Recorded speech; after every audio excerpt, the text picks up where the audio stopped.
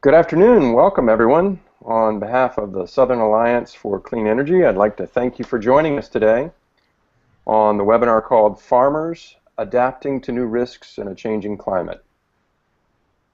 This is the third of 5 webinars in our Southeast Biocarbon Initiative webinar series. To learn more about the series, please visit our website at www.cleanenergy.org and search for the keyword biocarbon, one word. I'll now start the screen share.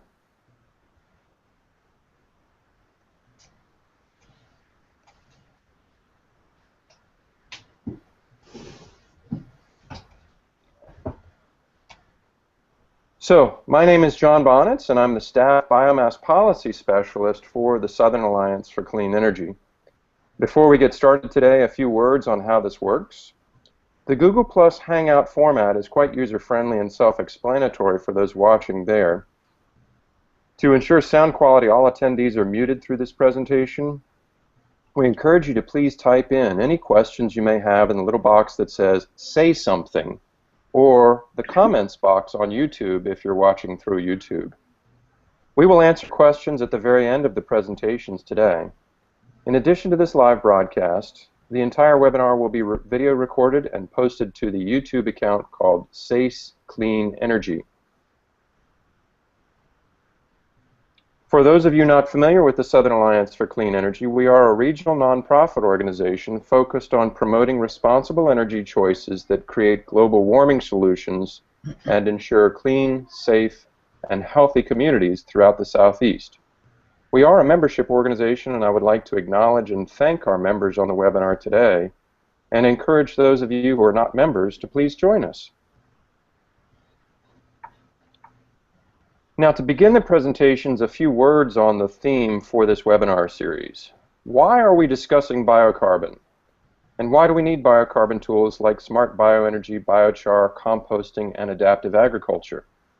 Well, the climate is changing, and it's largely because of an overload of carbon pollution. Before the Industrial Revolution, atmospheric carbon dioxide concentrations were only 280 parts per million. Today, this measure is 400 parts per million of CO2, and this concentration is higher now than at any time in at least 800,000 years.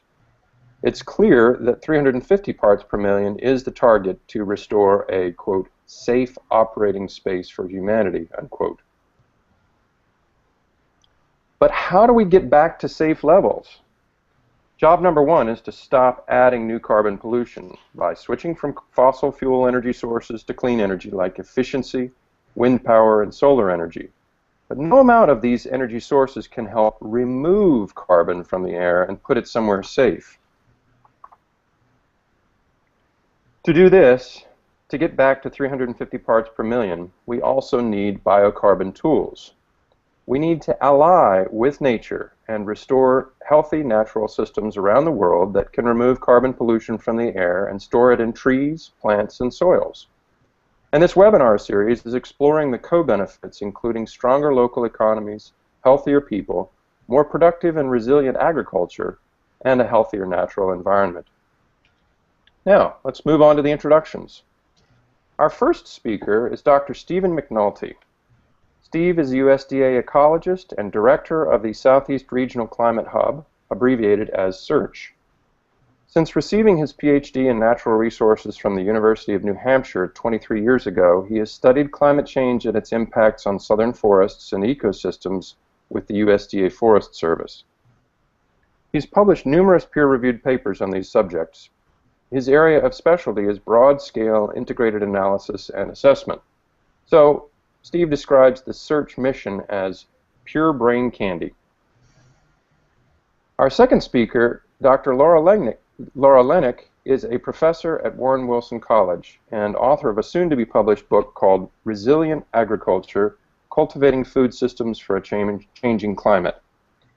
In 2012, Laura was a lead author of the USDA report Climate Change and U.S. Agriculture: Effects and Adaptation. Her work on the report included identifying effective strategies for farmers, researchers, and policymakers faced with the challenges of increased variability in temperature and rainfall, extreme weather events, and novel pest pressures associated with climate change impacts currently underway in the U.S. Now, I'll ask Steve to begin his presentation. Great, thanks, John, and thank you for inviting me to give a talk on the climate hubs during this webinar. It's a real pleasure to be here and talking to your audience. I've been a fan of you guys' work for quite a while, and so it's nice to be part of it finally. So thank you. Thank you. What we're going to talk about now is, I guess it's related to a certain extent on biochar in the specific, but also more broadly, what I'm going to be talking about for the next 20 minutes or so is going to be about a new initiative that the USDA has established, and it is this establishment of these hubs. And these hubs are really designed to look at risk adaptation and mitigation to climate change on working lands. And by working lands, we're talking about ag lands, rangelands, and forest lands across the United States. And we focus on those because as part of the Forest Service and part of the Department of Agriculture, that's the focus of the Department of Agriculture, is to look at sustainability and productivity of America's working lands. So climate change is a very natural offshoot of that, and climate variability is part of that, and the fact that we need to understand and adapt to this variability in climate, both now and in the future, so that we can sustain these lands indefinitely. So next slide, please. So the first question is, what are these climate hubs? Next, please. And the mission, as I said, is really to develop and deliver science-based, region-specific information and technologies on agriculture and natural resource managers that will enable climate-smart decision-making to provide and assist land managers to implement those decisions. So as John mentioned at the beginning, I've been part of many different assessments. I was part of the first national assessment on climate change impacts back in 2000. In that case, I was the co-lead of the forest sector for that assessment. And every 5 years or so since then, there have been these different types of assessments at the national scale. There's also been many regional scale assessments done, such as SOFRA and Futures and CAMO, all these acronyms of assessments done in the Southeast. But the difference with those assessments and what the hubs are designed to do is they're supposed to be very applied. So if you read any of those assessments, they may have a lot of good broad information, but that information is not specific enough to address the individual needs of the landowner. And so what we're trying to do with these hubs is to address those needs specifically to sustain those lands. If I have the next slide, please. And right now, at least on my screen, Laura is very large, and the resolution of the image is very small. I'm not sure if it's just my screen or not. I'm seeing you very large, Steve, and the slide is very small. Okay. Thank you for that feedback. Just a moment. Let me. There we go. Perfect. Oh, you had it. Oh, all right. Is that better? It's better. Oh, it's gone again. So now the picture of Laura is very large. John, Mm-hmm. when you speak, the slide is large. There's something going on, I think, with our voices. I see. Whoa.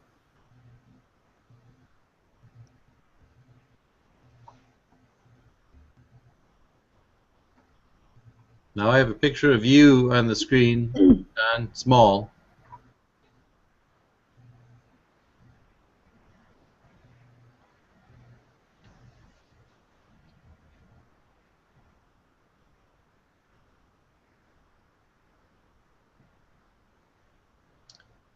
Now the screen has a small picture of the talk on it, and you are gone.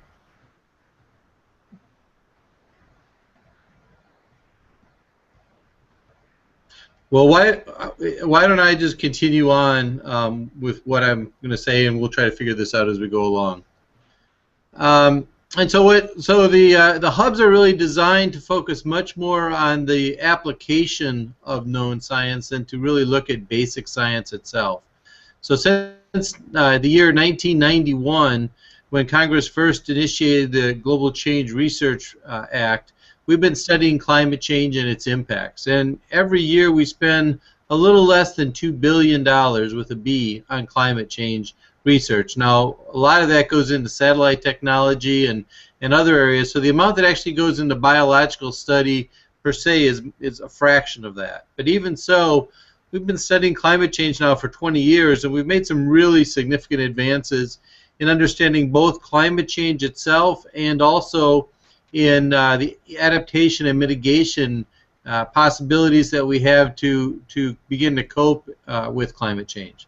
And so what these hubs are designed to do is they're designed to take all the information that we've already learned and to make it more applicable and to make it more accessible to the landowner and the land manager.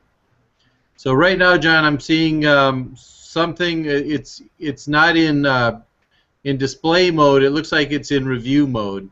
So there's slides on the left side, and there's also looks like text on the bottom. So if you maybe can just put this in the slideshow. Yes, I'm doing that, and apparently it's just not taking. Okay. That's very frustrating. I do apologize for everyone on the webinar today. Well, we can work with this if necessary. I have no notes, so I use my slides. So I understand. Thank you for your patience, friends. I'm going to try this one more time using my desktop. Start the screen share.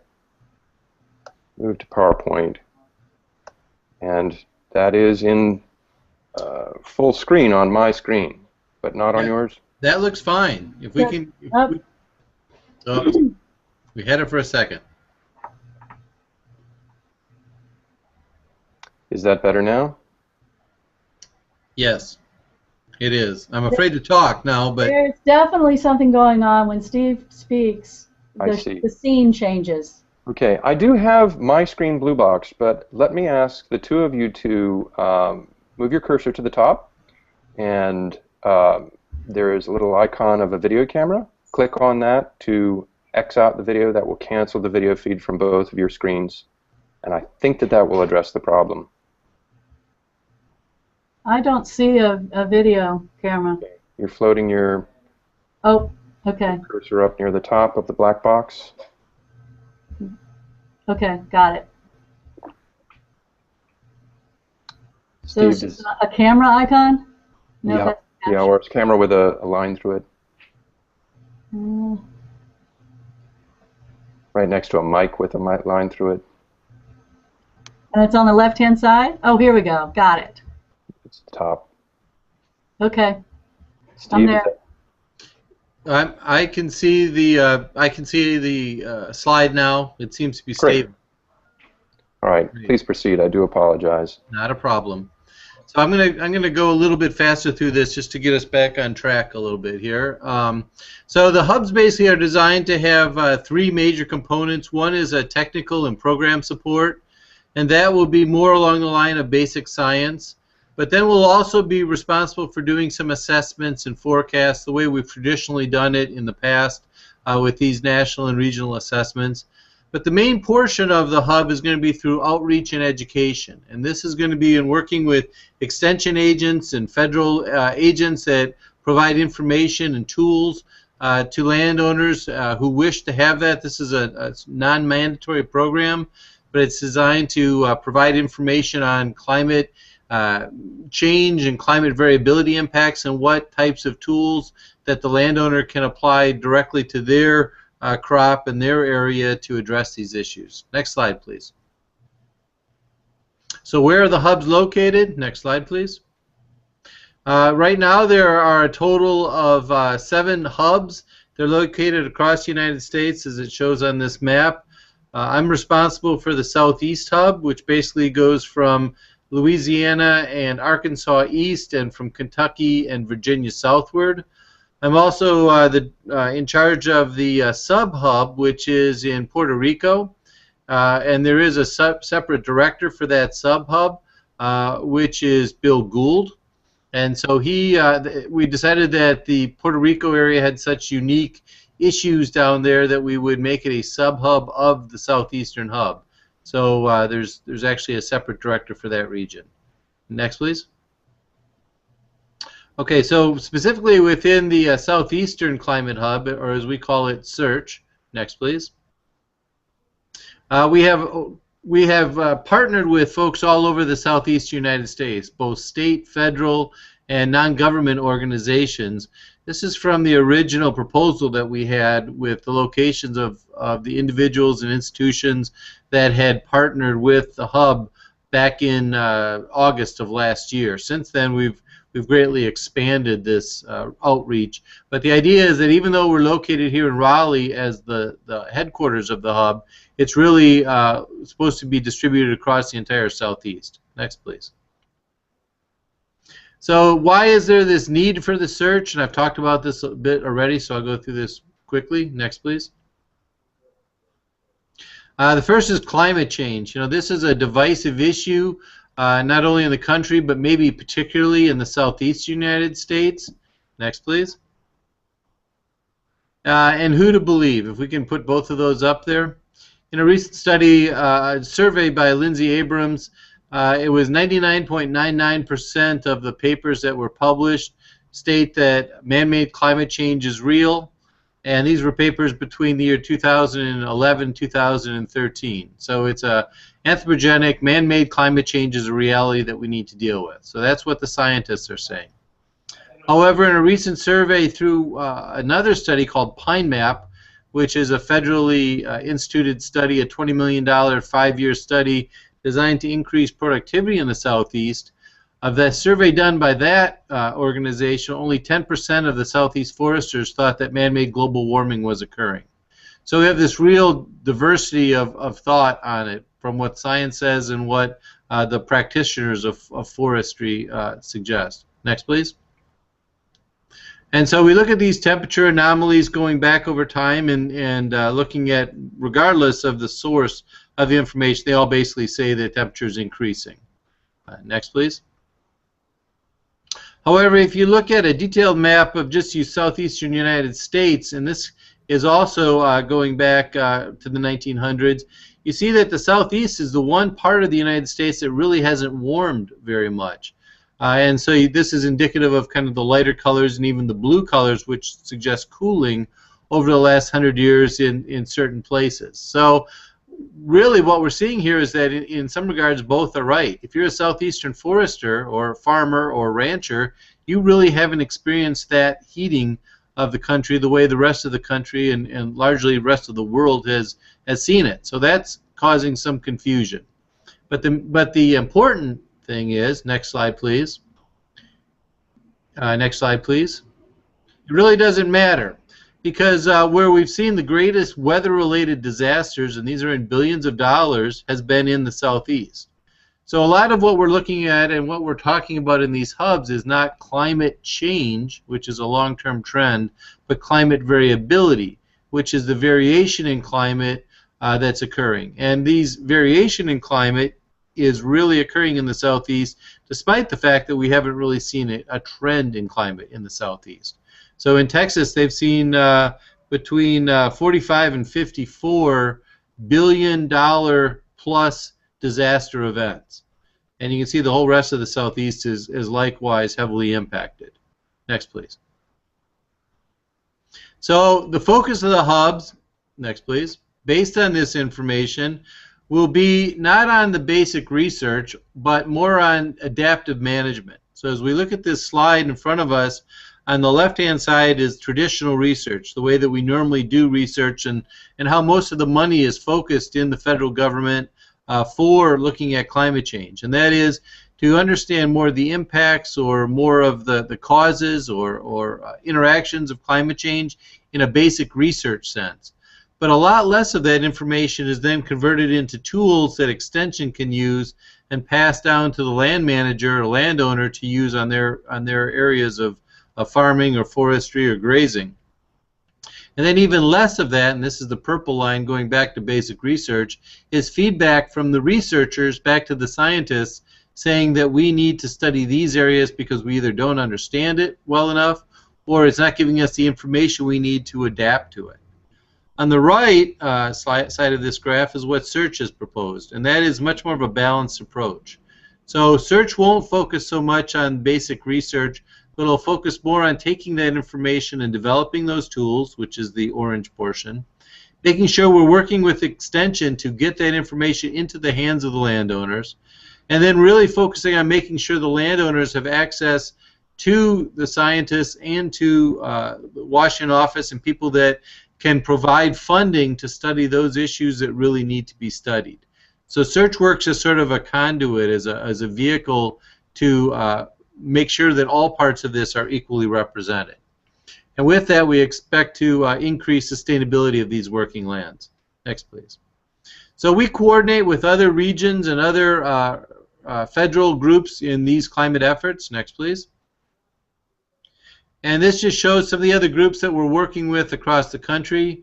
They include the USGS, United States Geological Survey, and that is the Climate Science Centers, including the one here in Raleigh for the Southeast, and its director, Jerry McMahon. We work very closely together. We have a website we share together that talks about what we're doing differently and similarly.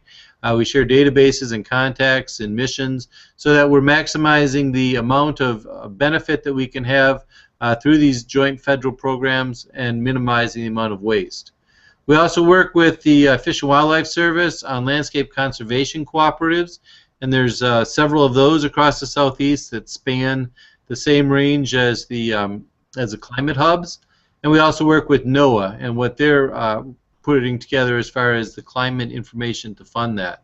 And the main difference between the USGS and Fish and Wildlife Service is they work on non-working lands as well. So that might include everything from estuaries to marine areas or marshlands or areas which aren't in any kind of a commercial sense productivity.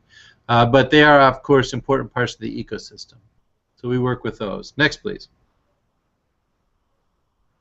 We also work with other stakeholders, as I mentioned, and in addition to that, we work with underrepresented groups with current climate change effort. There's a lot of folks in the Southeast that are not all that have that access to the internet and to other types of conductivity that maybe some of the larger farmers or ranchers or foresters have. And so the hubs are really designed and are focusing to make sure that we represent and we can get information to all the folks in the Southeast. Next, please. Let's just skip through this. Next, please. Okay, so what's next for the hubs? Next, please.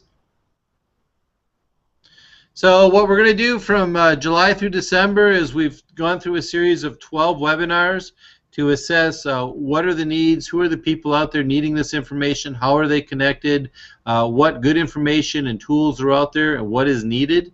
And so over the next 6 months or so, we're going to be working on establishing work plans that we can prioritize what is the most current and most important need for these folks, how to better contact partners and stakeholders to assess their needs, and to establish a web presence that we can use to help communicate this information to the majority of the landowners out there. But again, as I mentioned, there's a group that won't or doesn't access information through the web, and most of that is through Extension, and so we're working intensively with Extension to get information to that group as well. Next, please. To assess regional vulnerabilities and IDs, some of the most pressing issues are what's the most vulnerable and direct impacts of climate change, and we've addressed and assessed many of those thus far, and I won't go into detail on that. But we also want to look at what's the near-term future most vulnerable areas associated with climate variability. We've learned through our contacts that folks really can relate to climate variability much better than climate change, both because of the concept of it and because regardless of climate change, most of the world for them revolves around not next year or next decade, but this next week or next month or this growing season. So it just makes good sense for us to focus on climate variability more than climate change for several reasons.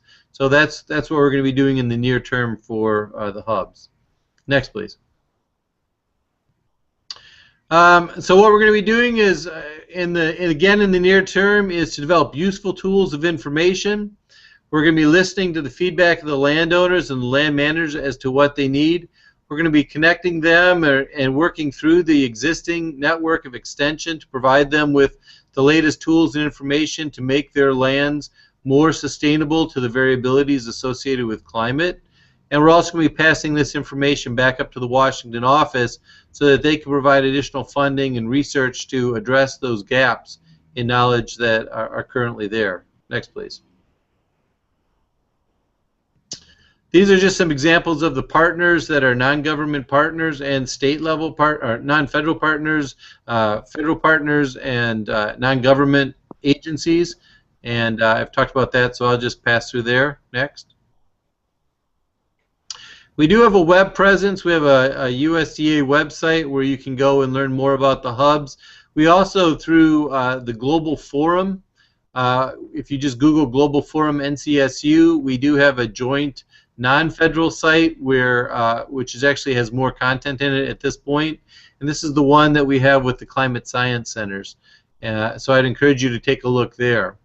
However, we're learning through these webinars that a lot of the information that people are receiving now doesn't necessarily come through a specific website, but people just Google what they want, or they get an app and download it. So one of the things that we're doing with the hubs is to looking at how to convert these tools into apps that people can download, or into make them more searchable on Bing or Google, any of those tools, so that they can most actively and easily find the information that they need. Next, please. Okay, so I guess that was it for the hub, and I'll guess we'll take questions at the end of it. So I'm finished with the hub discussion. Great. Thank you, Steve, so much for that presentation and the insights into how the Southeast Regional Climate Hub is going to function. Laura, you have the floor now. All right, thanks. Can you hear me? Yes. All right, great. Well, again, thank you also for including me in this session today. What I'll be speaking about today is based on research that I've been conducting over the last year, interviewing farmers all over the U.S. To find out their experience or perceptions of the changes in weather. I've got a few examples that are related to how farmers are thinking about using soil health as a tool to help them manage the increased variability in precipitation and temperatures. So next slide. So this is just a map to show you the full set of farmers that I've been working with. They are all recognized as sustainable agriculture leaders. They have they've got national and regional recognition for their ability as good farmers, and also as innovators and leaders in sustainable agriculture in their regions and sometimes nationally. They all have managed the location they're currently managing for at least 25 years, and some of them for 30 or 40 years. So they've really had a chance to experience and perceive changes in weather over the last 25 or 30 years. You can move on. You've already seen this. Steve showed this to you. One thing that I would say, absolutely I agree, my experience is that farmers think about this, or land managers think about this in terms of increased variability of weather and how that complicates their management. One thing, it's a little difficult to see because it's so small, but if you take a look at the Southeast, the bar graph on the right lower side of this, it's the same map that Steve showed you, but it includes, yes, thank you, it includes kind of a moving average, a decadal average of change in temperature. And even though the Southeast overall has either not changed or maybe even slightly cooled in many areas, if you look at that bar graph for the Southeast, what you can see is that temperatures have been rising. And that's exactly what farmers in the Southeast have said to me as well, that they are noticing increases, particularly in the summertime. So one takeaway for me in the work I've done in the last year is that averages are useful, but particularly in something as dynamic as a farming system, it's really those day-to-day changes or week-to-week changes, the variability that averages hide, that are really important to understanding the increased challenge of managing in a changing climate. The other thing I wanted to say with this is, which Steve already mentioned too, is that different parts of the country are definitely experiencing different kinds of effects, and I think that is adding to some of the conflict around climate effects. So next slide. Precipitation, variability in precipitation is huge in agriculture. Very difficult and challenging to manage if you do not have irrigation, and depending on the type of farming system, you may not have irrigation. It's more typical for livestock and grain producers to not have irrigation, more typical for vegetable and fruit production to have irrigation. So really, when you're starting to think about the effects of climate change on the food system and on food producers, you have to get in a little bit more detail, because there are some effects that interact with the production system, the typical production system. So again, you can see, just like with the temperature changes, different parts of the country are experiencing different changes in precipitation as well. And one thing that has really come out in my work is just how difficult the increased precipitation in the northern, the northeast part of the country, and Midwest, northern Midwest, how difficult that has been for producers. Okay. So just to give you a sense of what kinds of questions I asked overall, I first asked the farmers, are there any changes in weather-related production challenges? Are there any, and then have they made any major changes in production because of the weather-related changes? I asked them about how they viewed the resources they had to be able to manage the change that they've experienced, and I also asked if they were confident that they had what they needed to manage, continue to manage for the variability and extremes that they've experienced. Next slide. So, and actually back to the last one. Yeah. So what I want to talk about today is just give you a little sense of, give you a few specific examples of how farmers were talking about the resources that they have available to them to manage for variability and extremes. Okay, next slide.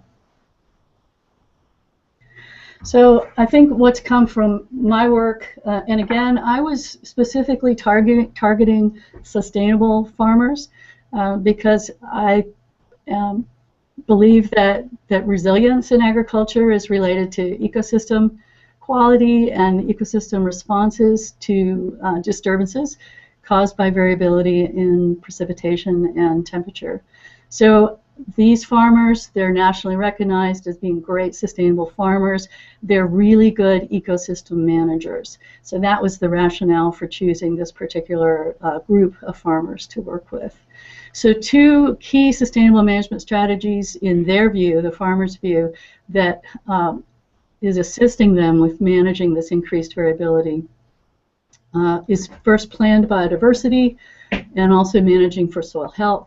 And these are both foundation management practices and principles in sustainable agriculture at any way, but the stories that I've collected have shown that these farmers view these two particular tools as having been very helpful as weather has gotten more variable. In planned biodiversity, the benefits with the higher uncertainty in more variable weather is that it's spreading risk out both among crops and also among markets. And a lot of the planned biodiversity is actually directed toward enhancing soil health as well. For managing for soil health, what the farmers view this strategy as giving them or helping them in terms of maintaining variability is that soil health will buffer weather extremes. It will increase infiltration and water holding capacity of soils, and it will also reduce soil erosion risk. So we can move on.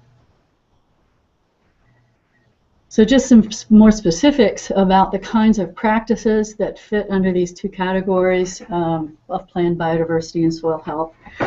The sustainable farmers are using more flexible crop rotations And as weather has gotten more variable, they've increased the flexibility of this crop rotation. So relative to most farmers in the country, sustainable farmers have very much more diverse crop rotations already, and this group of farmers, they've actually increased that flexibility. And what they've started to do is substitute within, if they have a certain pattern of crop rotation over time, different phases, maybe they're growing 3 crops in a year, they now have got alternative crops within each phase that they can substitute to fit the current and the near term, the next month or two of projected weather.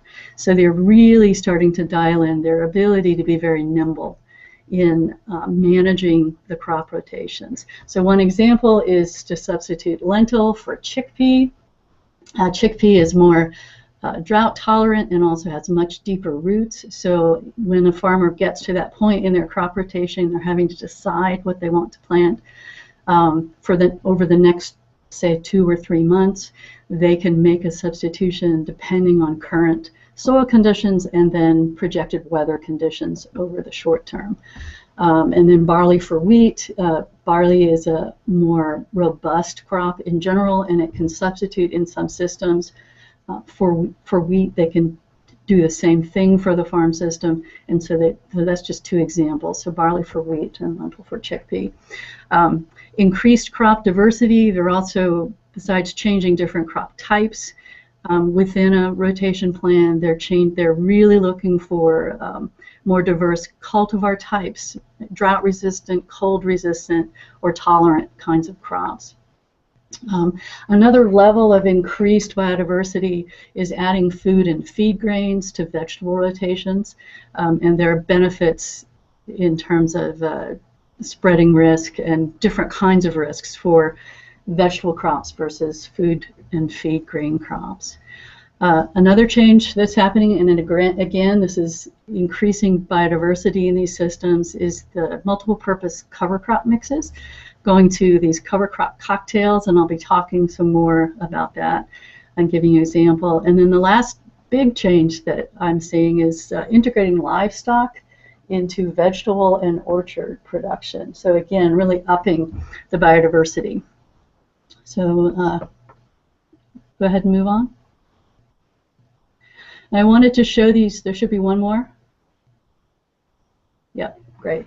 And what I want to say about that is that particularly adding food and feed grains, cover crop cocktails, and integrating livestock is really improving the potential for enhancing soil quality and also carbon sequestration. So even though these are all planned biodiversity measures or strategies being taken, they're also supporting soil health. Okay, move on.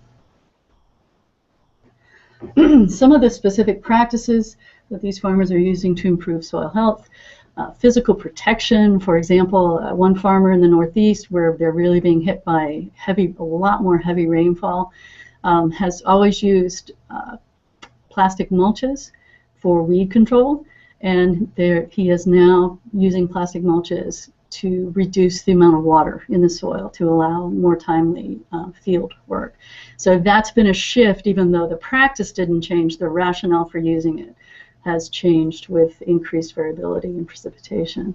Intensive grazing, very common sustainable livestock practice, improves soil health and also is showing lots of other robust characteristics in more variable climate. More diverse crop rotations I've already discussed.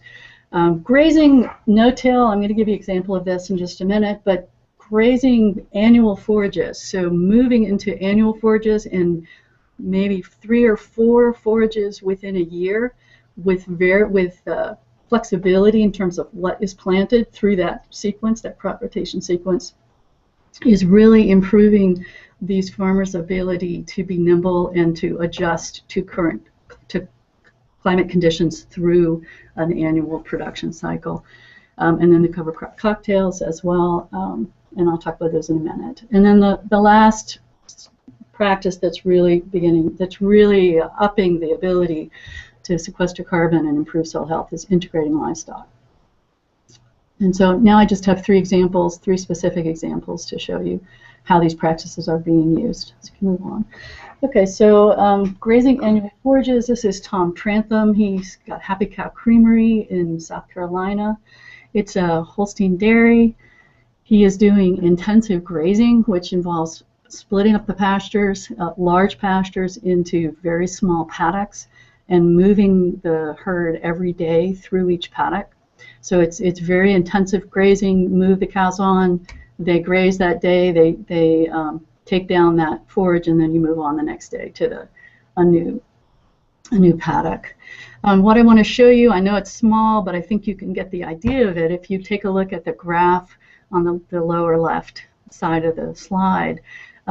What that is actually Tom's year plan for grazing.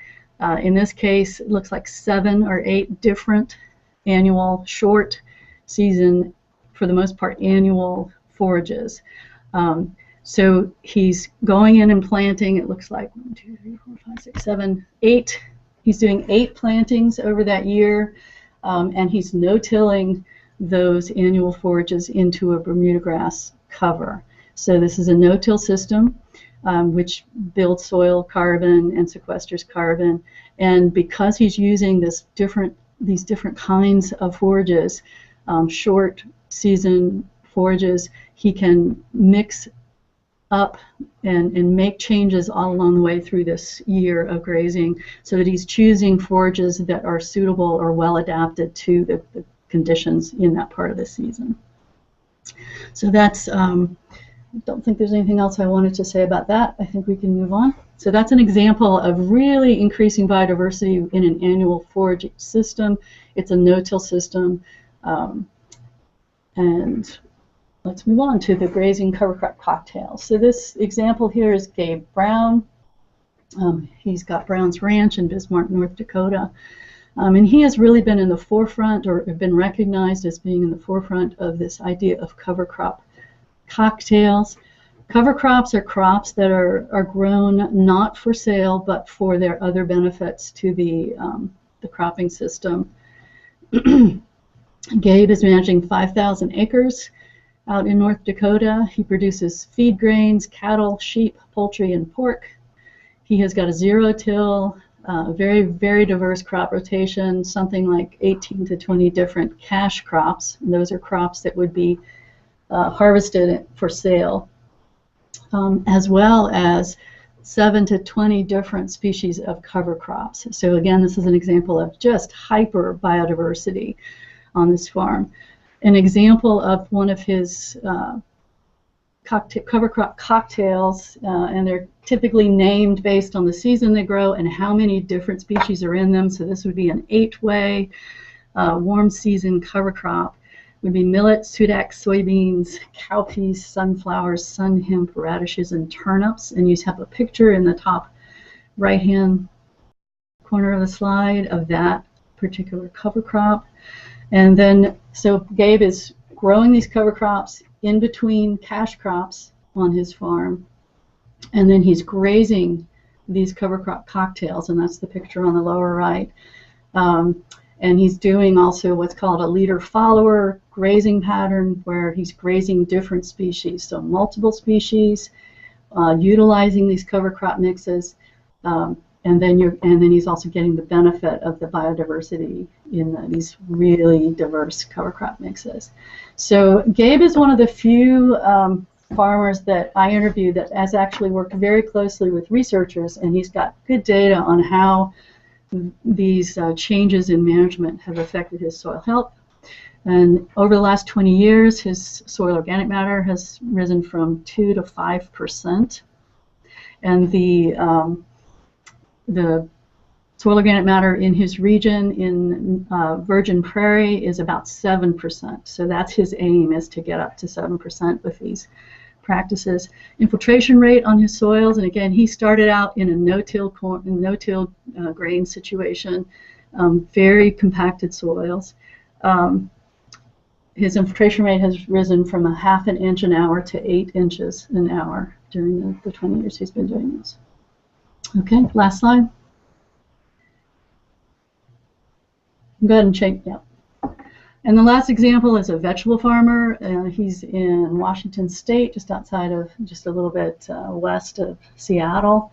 He's managing 400 acres. He's producing 75 different varieties of vegetables and fruits, along with feed and food grains, which really places him then in a different class from a lot of sustainable vegetable growers, because of the addition of the food and feed grains has really increased biodiversity. And also food and grains in general really offer an opportunity to build soil carbon, to add more soil carbon to the soil, to increase soil quality. He also produces vegetable and cover crop seed, pastured pork and eggs, and his main strategies that he's using to build soil quality is the crop rotation, the diverse crop rotation, the use of cover crops, and also composting. What I wanted to show with this example is this integration of animals or livestock into vegetable production, and what you've got on the top right is his hogs moving through a vegetable field. I think it's Brussels sprouts after harvest. So he's moving the hogs, and then the chickens follow the hogs through his different vegetable fields and cover crops as a way to increase biodiversity, but also build soil health through the primarily through the manure that the animals leave, that the livestock leaves as it moves through. Okay, I think there's one more. Just kind of wrap things up. Yeah, great. So one of the questions I had when I got started on this work was, does soil health build climate resilience, and what do farmers really think about how soil health is, what kinds of benefits soil health is giving them when you think about trying to manage and increase variability, weather variability. And so soil health, it's pretty clear, there's a lot of good research to support this as well, that soil health contributes to ecosystem health. And it contributes to mitigation. And so mitigation is helpful because it slows down the pace of climate change and gives us time to adapt. And it would also, if we had successful mitigation, would also reduce the cost of adaptation. It contributes to ecosystem health, and ecosystem health is really where resilience lies or lives. In a farming system, it's the ecosystem processes that allow for a response to variability that is the fundamental of resilience in a farming system. So some of the ways that soil health contributes to ecosystem health is by carbon cycling and storage, by local nutrient cycling, improving water quantity and quality within the farm system, and also contributing to plant health. And all of these things are going to actually enhance the response capacity of the farming system. And that's the ability of the farming system to actually adjust or respond to a disturbance in a way that's going to maintain the productivity of the system.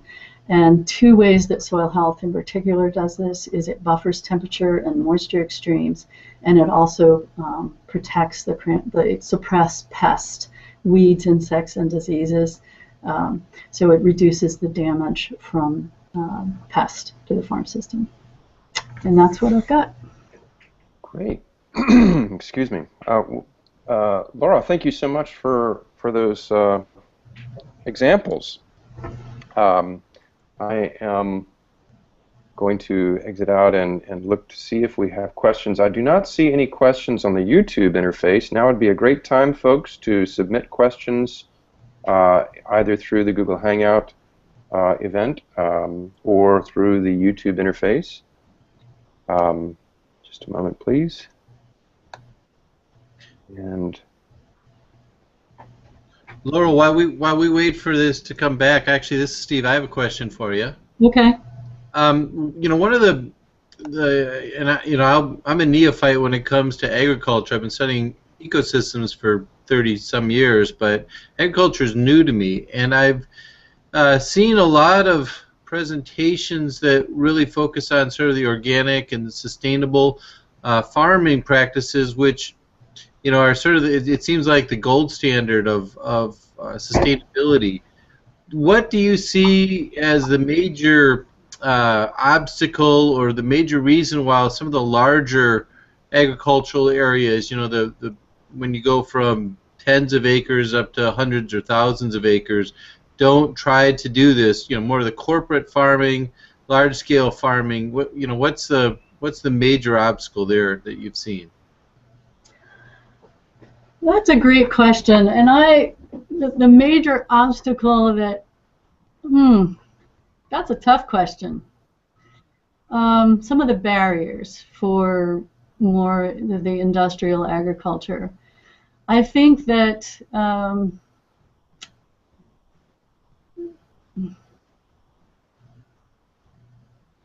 I think a kind of a simple answer to that question. I think that's a very complex question, but I think a simple answer is agricultural policy in this country. Okay, fair enough. And just the system that has grown around the goal of cheap food in this country. Okay. I'll think more on that, and if I can give you a better answer before we're done, I'll speak up. Okay, but I mean, I think that's a good answer, but I understand it's very general. Yeah, no, I think I understand where you're going, but you know, a lot of these, you know, we've seen before, regardless of what the business is, there's a certain economy of scale that occurs over, you know, so you build something and you build one or two of them, it's very expensive. You grow something, you grow it in a smaller area, and it's very expensive. Is there any potential for the industrial, more commercial, large-scale farmers to take the lessons learned from more of the organic farming community, the smaller scale farming, and does that scale, or is that something that just can't be scaled, so that, you know, that it's always going to be that when you use these more sustainable practices, it's always going to be more expensive? Or is there maybe some potential there to learn from that and maybe take some of the costs down while maintaining some of the quality of the product? Yeah, well, two things. One, I really focused on finding large-scale sustainable farmers. So, for example, Nash Huber, the example of the pigs through the vegetables, he's farming 400 acres. Wow. That's pretty large for a vegetable farm. Yeah. Let's see, Gabe Brown, 5,000 acres. That's not a little, you know, hobby farm. Right, absolutely. So these farms that I've profiled in the book are all large. Some of them, one of them, White Oak Pastures in Georgia, $25 million business. So, you know, these are not hobby farms. They're larger scale than the norm for what you might call sustainable systems. The other thing is, you absolutely put your finger on it, that this idea of economy of scale, and the reason I'm not sure how, I'm working still on how to talk about that. Economy of scale is, first of all, it's a myth in agriculture in terms of productivity, that larger is more productive. It's a challenge. I think climate change is going to challenge many of the assumptions of neoclassical economics. That's why I didn't want to get into it, because that's how I think about it, you know. And I think the reason, but I think the reason is because so much of industrialism is based on an assumption of stable climate. So that's kind of a big idea answer to your question. A more specific answer to your question is, for example, lettuce production in this country, 98% of it, I think that's right, comes from 2 valleys in California. 98% of it. And so why does that system not use sustainable practices? Because they're selling into a vertically integrated produce system. They're selling to the wholesalers and the brokers and all that, and there are very specific requirements to make that system work, to make sure that that lettuce gets throughout the country where it needs to be. There are very specific requirements about when that lettuce is grown, how it's grown, what varieties are grown.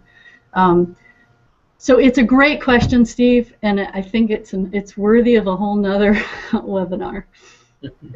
So there are big barriers. There's absolutely big barriers.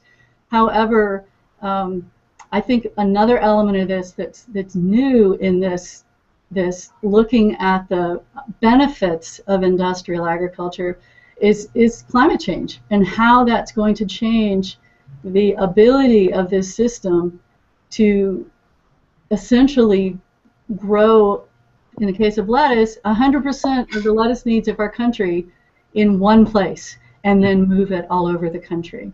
I mean, there are resilience questions there that I think are just beginning to be asked. Interesting. Thank you. Yes, thank you both. There is one question on the Google Plus interface. Jesse Stolark has asked, could you share the website that is shared between the USDA and USGS climate change groups? Yes. Steve, if you're able to lay hands on that, you might cut and paste that into the comments there. And okay, let me see if I can do it. I can tell you certainly what it is. It's called the Global Forum. So if you were just to Google Global Forum, you'd find it. I have it here, and I'll cut and paste it. But it's globalforum.ncsu.edu. If you go there, you'll find it. And then searches there, as well as the LCCs, the Land Conservation Cooperatives, and the Climate Science Centers. And it also talks about how these are different and how they're the same. So let's see, if I'm looking at the screen here, and I apologize, I haven't done this before, it's on the left-hand side under chat. Is that where I'd put that, John? That would be our internal chat. But I've just posted that link, so that's done. I have a question, actually. It's kind of I want to throw, Steve, your question back on you. In terms of getting the information out to the people who actually work the land, your presentation made it very clear that I think one of the challenges you're experiencing is the very high grain of differences, regional differences, soil differences. Is that the greatest challenge to getting the information out to the people or how would you? Yeah, there's several challenges that we've come across in the 4 months, which is no time at all in establishing these hubs. One is there's a trust issue. Generally, farmers are, and I come from Wisconsin from dairy farm country, and I live with a lot of families still in farming, and I can tell you that farmers are fairly reclusive people oftentimes, and they trust their neighbors and they trust their family to a certain extent. And beyond that, there's not a lot of openness always in that particular community, and that's a lot of what we're seeing in the Southeast as well. Is that when you talk about the government coming in to help you with something, that's the last thing that often a farmer or a rancher or a forester wants to hear. They just want the government out of their lives. But where they do have some trust and they will listen is to people such as a county extension officer or other folks that have given them advice over decades and given them good advice. And so they have developed that level of trust with them. And so when we start talking about something like climate change or climate variability, which is something they may not agree with or believe in personally themselves, and couple that with it coming from the government, our credibility goes almost to zero. And so what we've learned is that we need to work with the folks that they trust already, which is Extension. And so what we need to do is sort of train the trainer. And by that we mean we're going to look for the tools and the resources and the information that we can then work with at the state and county and level with Extension folks and NRCS, people that work through that federal agency. So that we get that information out there. But that's probably the #1 issue, is a level of trust. You can't just come in and have it. You have to establish it, and we're going to establish it not at the individual landowner level, but at the people who then service the landowners. So that's the biggest issue we have. Mm-hmm. Thank you. I could add a little bit to that. Yes, please. In my travels in the last 5 years or so and all of this, I think another unfortunate barrier is that when climate change was first being discussed related to agriculture, the issue was about mitigation. And so agriculture, even big industrial agriculture, was very concerned about regulation and how that was going to affect how mitigation, fear that they were going to be regulated and forced to mitigate greenhouse heat trapping gases, and that unfortunately was the start of the discussion about climate change. One thing that I have found in my travels is that when you switch that discussion to adaptation, that's a very much of a local response to climate change, and the kind of reaction, and it's also voluntary, and and also the investments in practices to improve resilience are enjoyed by the farm. So if they spend the money to improve soil health, they're going to get the benefit directly. So for all of those reasons, adaptation is much more acceptable and welcomed discussions about adaptation.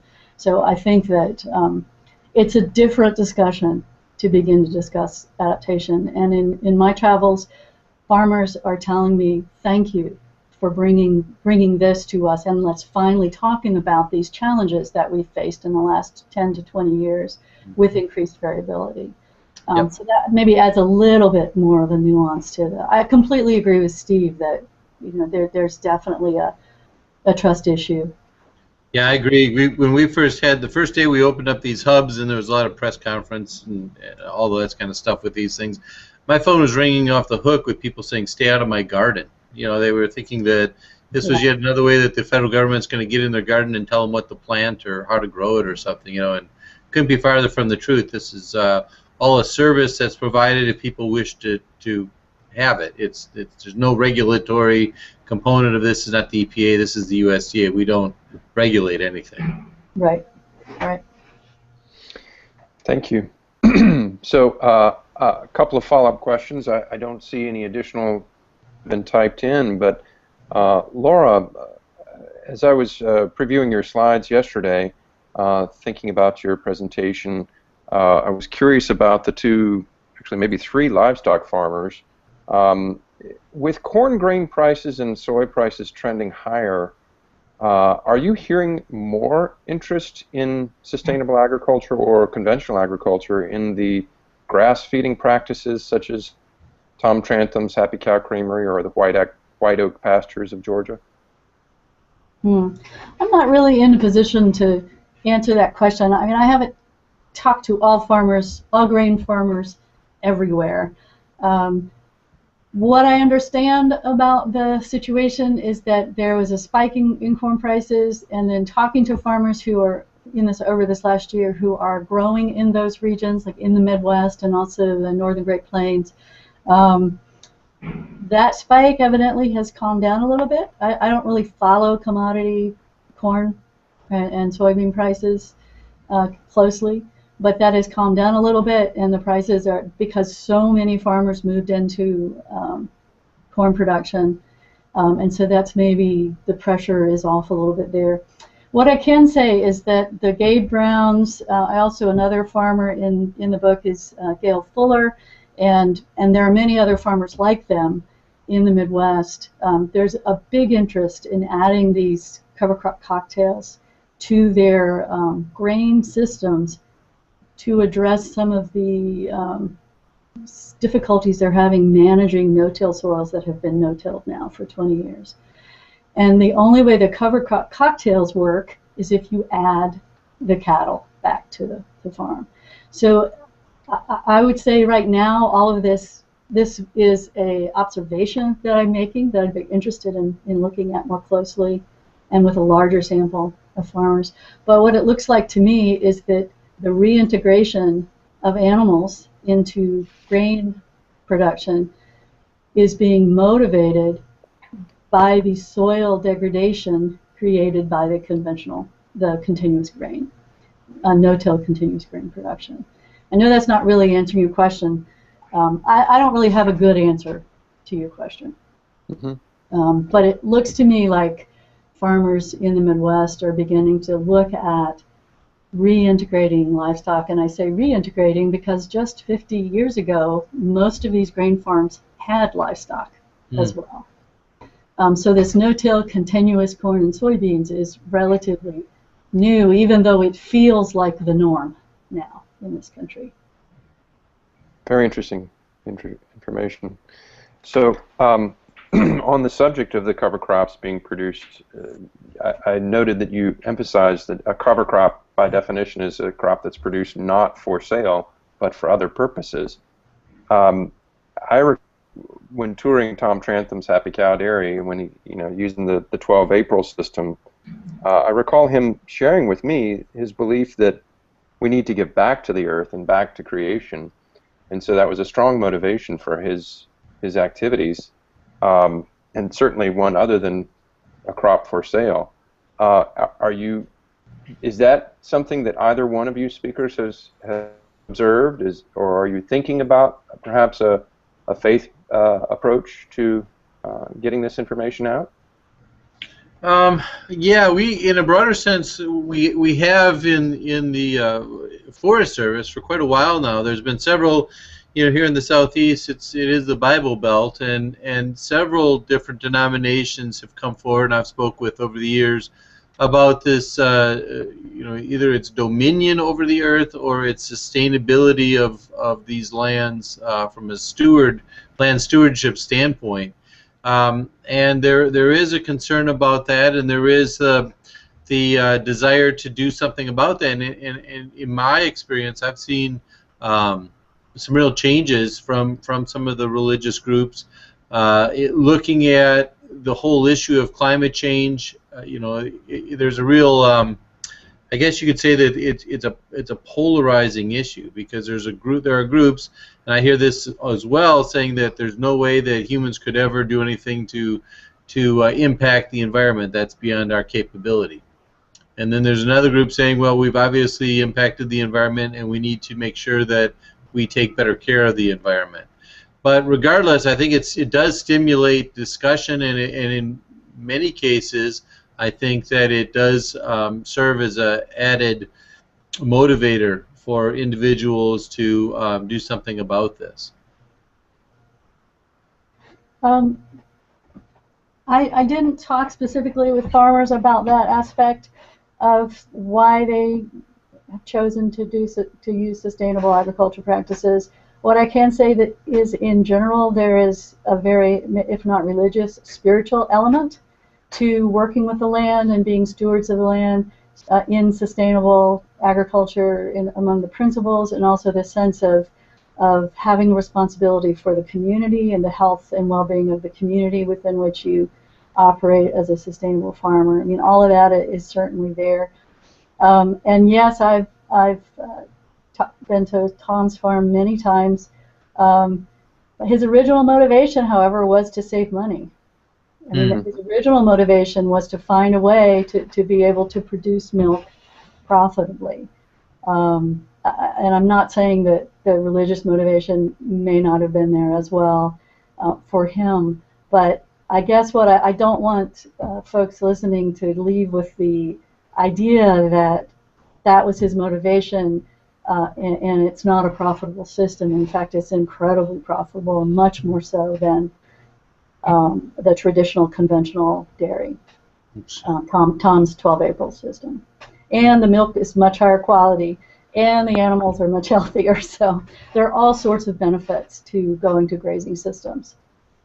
Yes, thank you. I remember that he was basically on the verge of having to give up the farm, and wow. A fence went down, and the cows went out, and he just kind of threw up his hands, and next thing he knows, his milk production increased. So yeah, that was the beginning. And if anyone's interested in following his story, he's easy to find on that. He's a very well-known, nationally recognized sustainable. Yeah. So he's easy to find if you Google Tom Trantham or Happy Cow Creamery. We'll get you there. Yeah. Yeah. Well, we do have a window of time here until 1:30, so this webinar can continue until 1:30. We're at 10 minutes after the hour. I don't see additional questions being posted. I do have one more in reserve, and we can continue the conversation up until 1:30, but after this question, if there are no additional ones, I think that we may call it a day. But the oh my, well, I should have written it down. I'm trying to recall what it was now. Oh yes, so Laura, since the focus really of my work here in Southern Alliance for Clean Energy is outreach into the Southeast, I wonder if you might spend a few minutes describing, I'm sorry I didn't ask you to do this in your slides, but I wonder if you could describe White Oak Pasture's operation and some of the key takeaway lessons from that operation. That's Will Harris. He just won. I think it's a Growing Green. It's a national award given by the Natural Resources Defense Council for sustainable producers. Among they have a series of food and farming awards they give every year. I don't remember. I don't have his information in front of me. I don't remember how large his farm is. What I do remember is that he used to be a conventional beef producer. He fed cattle, finished cattle on grains at his farm in southwest Georgia, and he switched over to pasture systems in the mid-90s, and he also built a USDA certified, inspected abattoir on his property, and he runs something like 6 different livestock species through pastures, doing a kind of leader-follower. I described that a little bit earlier, so moving the animals, the different species of animals through the pastures based on their foraging behaviors and also their nutritional needs. So he's finishing or taking to maturity beef, several kinds of poultry, sheep, and it seems like there's more than that, but I don't remember. I don't have that right off on the top of my head. He's moving them to maturity, growing them, moving them to maturity, and then slaughtering and processing, packaging them on farm, and selling throughout the Southeast region. So, and I just, part of the publicity around him getting that Growing Green award, it said that he went from $1 million farm to about a $25 million farm over the last 15, 20 years or so. So very profitable, very large scale, and he's a great example of a conventional farmer that has moved into sustainable practices very successfully. So I'm thinking, Steve, he might be a great guy to ask that question that you started off our question with, is what are the barriers to conventional farmers, and why don't they go there, or industrial farmers, and why don't they move into sustainable practices? Absolutely, he's obviously overcome it. Yeah, I think that right there would be a very interesting project to really identify well, first to do a resilience assessment of the U.S. food system, and then to begin to look at where are those win-wins. You know, that's the thing. I think one of the things I take away from my year of talking with farmers around the country is that absolutely some of these practices they're less efficient, and that's a whole other discussion too. Efficient in terms of what, and what do you mean by efficiency? Mm-hmm. But some of them may be less labor efficient or land efficient. Actually, Will really speaks to that well in the interview that I've got in the book. But at any rate, some of them are less efficient, but some of them are actually more efficient and more profitable. So it's complex, and I think that I hope that climate change that the challenges we're facing with this weather variability will encourage us to move into that complexity a little bit and understand it a little bit better. Yeah, Lord. It might change some of the ways that we think about organizing agriculture in this country. Yeah, if you'd be willing to share his contact information with me, Laura, I'd really appreciate it. Yeah, I'd be happy to do that. Thank you. We do have an additional question. Erin, thank you for submitting. She says, I like the idea of soil building. Are there tips for helping people understand how building soil can help them? I love the idea of speaking to the pocketbook. You want me to take that one, Steve? Sure. If you do agriculture, I can do forests. Okay. I'm a soil scientist too, so let's see. Speak to soil building. I think that you can build healthy soils no matter the scale that you're thinking about, and no matter the farming system, and including forests as well. Ask me the question, a little bit of the question again. I mean, it's very well understood. Soil health and managing for soil health, absolutely well understood. We know how to do it, and we know the benefits. We meaning science, agricultural science. So all kinds of information, easy to get, free on the web for building soil health. And no matter the situation, if you are managing the soils in your home garden to a 5,000-acre ranch, there's good information about how you can improve that soil on those different scales and the benefits that it will give you. Okay. So I could, if she's still on and wants to give me a scale, I could be a little more specific. Yeah, I still think one of the best examples I've ever read of this is probably a 40-year-old book now with Helen and Scott Nearing.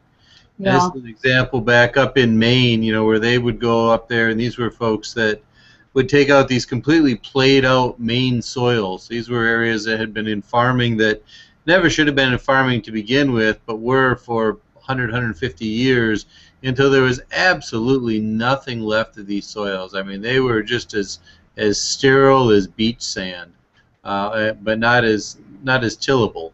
And so these were about the worst quality soils you could ever have. And this was certainly on the small scale. The concept and the practice of how they did that and how they would take these completely played out soils and then regenerate them to the point that they were these very, very healthy, very vigorous, very productive soils is inspired a generation of folks, myself included, to go into this kind of work. And I think the lessons learned from that book now, that's probably if it's not 40 years old, it's at least 30 some odd years old, called Living the Good Life and Continuing the Good Life by Helen and Scott Nearing is definitely worth reading. In addition to all of the modern books that we have with all of the technology and the tools and the methods, I think that's useful. But just from a standpoint of just getting the essence of what some of this means, I still would recommend some of these older books. Yeah, there's also a lot of really pretty recent books that have taken some of those ideas and really explain the science, explain why, biology and ecology behind all of that I think is really helpful too. But yeah, there were a whole series of books in the 70s, 60s and 70s that were addressing these issues. And they really came out of, they were a response to the beginnings of seeing the damage, the harms done by industrial agriculture. Exactly. Well, thank you both. I think this was a really productive conversation, and I want to thank both of you, Laura Linick and Steve McNulty, for participating and sharing all that you're working on and all that you've learned. And I also want to thank the audience for tuning in, for the questions, and also want to invite folks who are interested in learning more about our work, the Southern Alliance for Clean Energy or the Biocarbon Initiative, to please visit our website at www.cleanenergy.org. Today's presentation has been recorded and will be available both on YouTube and on the webinar archive of SACE's website. We'll also send you a link if you had RSVP'd to that recording once it has been processed. Anyone who's interested in receiving a PDF of the presentations, please just drop me an email. We appreciate your support and interest and hope that you will all join us again. And because I don't see any additional questions, I think that we'll call it a day. And thank you both so much for your presentation. Thank you all in the audience for tuning in. Thank you, John. Thanks, John. Good to talk with you, Laura. All right. Bye-bye. Bye-bye.